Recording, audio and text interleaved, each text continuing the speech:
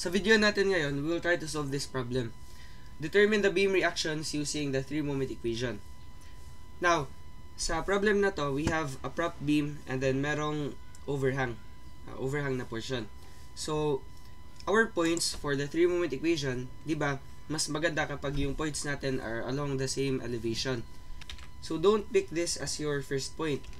Your first point must be at the roller support. So, sabihin natin this is point 1, and then our point 2 is dito naman sa fixed support. And then, di ba, if we are dealing with beams na merong fixed support, then we have to add an imaginary span. So, meron tayong imaginary span dyan.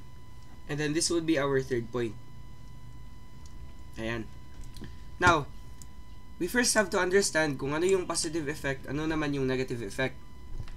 Kapag positive effect, yung bending is pa-smiley. Diba? And then, negative effect naman kapag naka-frown. Parang naka-frown yung beam. So, what would cause this configuration is a clockwise movement here and a counterclockwise movement at the other end. So, meaning pala, if let's say ito yung end moments mo, then this would be positive, saka ito rin. Yan, ito yung end moments. And then, for the negative effect naman, what would cause this configuration is a counterclockwise movement at the left end, and then sa right end, we have a clockwise movement. So, this would be negative, saka ito rin. So, ito lang yung dapat mong tandaan. Basta nasa left end or right end ka ng beam mo, then ito yung sign conventions natin. Now, kapag yung point is anywhere between the left end and the right end, then don't worry, since yung moment dyan na makukuha mo is yung moment lang sa shear and moment diagram. So, automatic na equate mo na lang, moment ka at that point, and then makukuha mo na yung ibang reactions. Yung importante lang talaga is for the end moments para sa left end and the right end. So, take note na kapag positive effect, naka-smiley yung bending, and then kapag negative effect naman, naka-frown. Now, move ko na lang to. And then, babalikan natin yung problem. Now, if this is your point 1, ito naman point 2, saka point 3, then we have to change the configuration of the whole beam. Kasi diba, this is an overhanging portion. What we have to do is, we have to transmit this load, the concentrated load, and also the resultant of this distributed load sa point na to. Bale, ito yung mangyayari. Let's draw the overhanging portion. Diba, ito yan. Meron tayong 10 kN load. And then we have a distributed load which is 20 kN per meter. Ayan. Now, yung forces na to, ilalagay natin sa point na to. So, diba, this is 10 kilonewtons and then we have a resultant here of 60. Kasi this is 3 meters. So, lagay natin yan. 20 times 3 equals 60. Now, 10 plus 60, yan yung ilalagay natin dito sa point 1 natin. Essentially, we would have this beam. Parang ito na lang. Ayan. So, 10 meters yan, and then yung overhang, lahat ng forces dyan, tinransmit na lang natin sa point 1. Now, 60 plus 10, this would add up to 70. So, itong concentrated load natin na ilalagay natin sa support, this is 70 kilonewtons. 60 plus 10. And then, sa moment naman, notice na itong loads na to, it will cause a counterclockwise rotation about this point. So, yung clockwise rotation na yan, that would be the total of the moments ng loads natin, the distributed load and the concentrated load. Now, 10 kilonewtons, multiply natin by 3, moment tayo sa point na to, we would have M1 equals negative 10 multiplied by 3. And then, minus 60, resultant load, then multiply ko yan by half of 3. So, this is 1.5 meters. So, times 1.5 we would have minus 10 times 3 minus 60 times 1.5. This is minus 120 kilonewton meter. Ayan. So, diba, naka-counterclockwise yan. Kasi yung loads natin would cause a counterclockwise rotation. So, this is 120 kilonewton meter. Ayan. So, ngayon, we will now use the 3-moment equation. So, diba, ito yung 3-moment equation kapag constant yung EI. So, we will now define M1, M2, M3, and then the lengths of the spans. So, yung M1 natin is 120 kilonewton meter kasi merong applied moment dyan. And then, this is counterclockwise. Let us try to check the effect. So, this is counterclockwise sa left end. Notice na kapag counterclockwise yung left end, we have to use a negative sign. So, minus pala yung M1. Bale, M1 is equal to negative 120. This applied moment. And then recall, we have an imaginary span.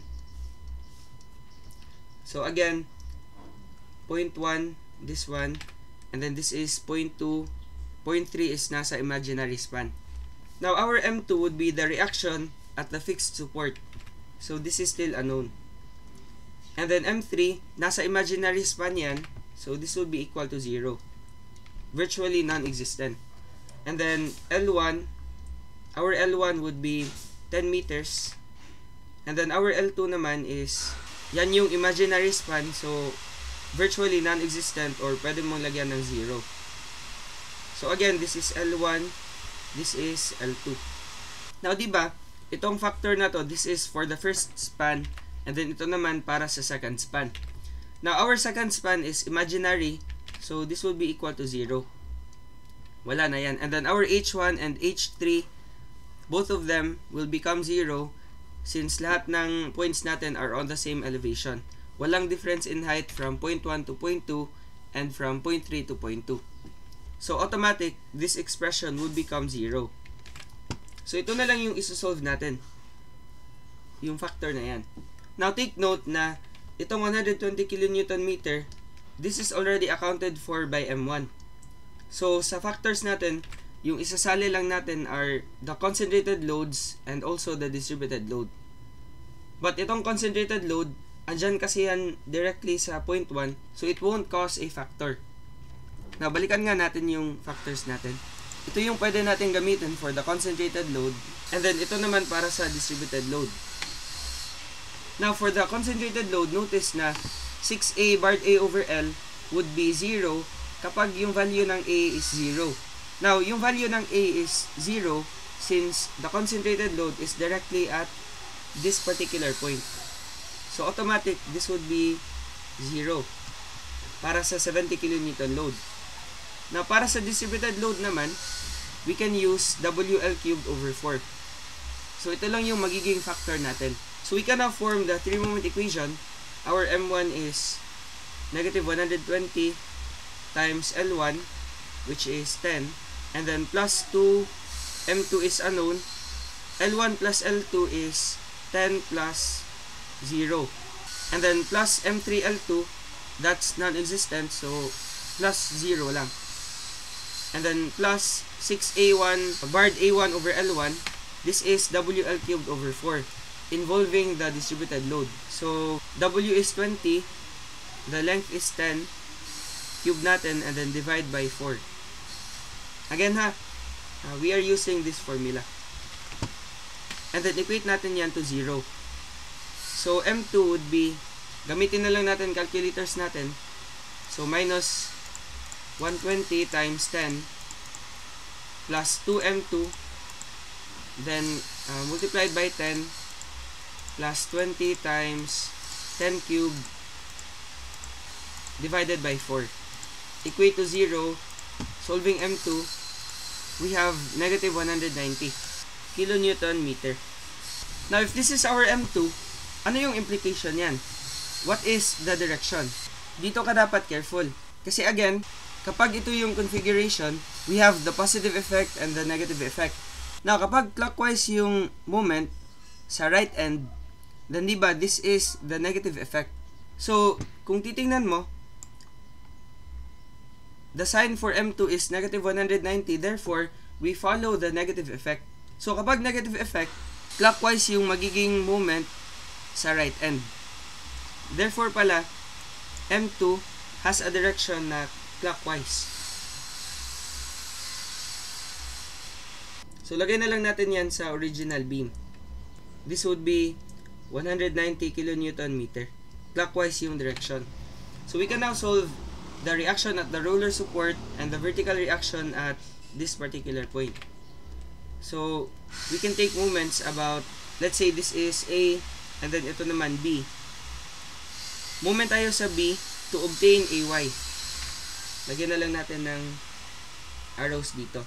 So, AY, and then we have BY. So, we would have AY, and then multiply natin by 10.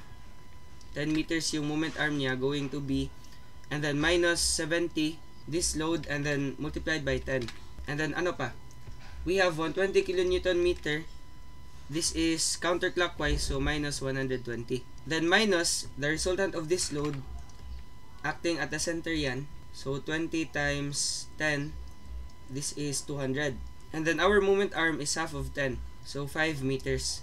Therefore, 200 times 5, yan yung counterclockwise moment. And then we have, don't forget, meron tayong 190 kN meter na clockwise. So plus 190. And then equate to 0, we can solve AY. So AY times 10, and then minus 70 times 10, tapos minus 120, then minus 200 multiplied by 5 plus 190. Equate to 0, AY is 163. This is kilonewtons. And then solving BY, we can sum up forces along Y. We would have AY is 163, and then minus 70 minus this resultant 200, then plus BY equate to 0. So BY would be, change mo na lang yung signs nito, we would have minus 163 plus 70 plus 200. Therefore, BY is 107 kilonewtons yan. So, tapos na tayo. Meron na tayong reactions. And then, essentially, the horizontal reaction here is equal to 0 since we don't have any horizontal loads. Na para ma-check natin, input natin lahat sa app, deflection light. Now, instead of modeling this beam, yung original talaga yung i-model natin para mas accurate. So, our total span is 13, 10 plus 3. Remove natin lahat. Ayan, 13. And then we have a fixed support sa right end, and then a simple support 3 meters from the left. Then meron tayong 10 kN load sa overhang. And then uniform load of 20 kN meter para sa buong beam. Ayan. So 20, saka ito rin. Yan. So our reactions would be 163, 107, and then the moment reaction is clockwise. So tama lang yung sagot natin. So yung importante lang talaga is alam mo yung positive effect and the negative effect para hindi ka magkamali sa mga calculations mo.